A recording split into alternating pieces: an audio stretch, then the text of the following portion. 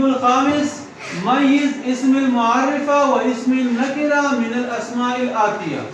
نیچے جو اسماء دیے گئے ہیں، نام دیے گئے ہیں، اس میں اسم معرفہ اور اسم نکرہ کو الگ کرو. اسم معرفہ اور اسم نکرہ کو الگ کرو.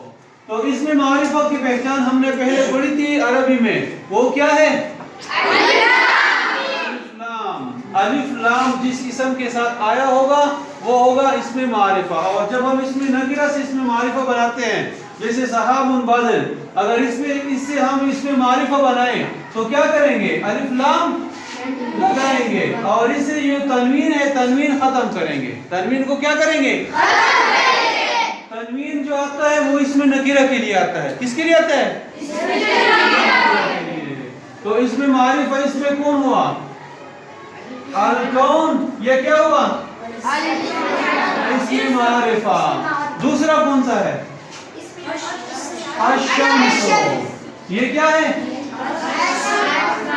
اسم معرفہ. اسم معرفہ. اچھا، قرۃ نکرہ ہے معرفہ ہے؟ کس سے پہچانا؟ تنوین سے، دو پیش سے. نعمت اسم نکرہ. ولد الاب اسم معرفہ. والد اسم معرفہ. الارض اسم معرفہ کی پہچان کون سی ہے اس میں؟ الف لام اسم معرفہ. اسم نبات اسم نکرہ. مطر اسم نکرہ. کیونکہ اس کے بعد آخری حرف پہ کیا ہوا ہے؟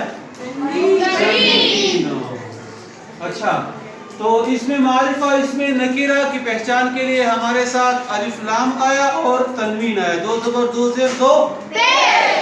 جس اسم کے پہل آغاز میں الف لام آیا ہوگا وہ کیا ہوگا؟ اسم معرفہ. اور آخر میں اگر تنوین آیا ہو تو وہ کیا ہوگا؟ اسم نکرہ. Thank you.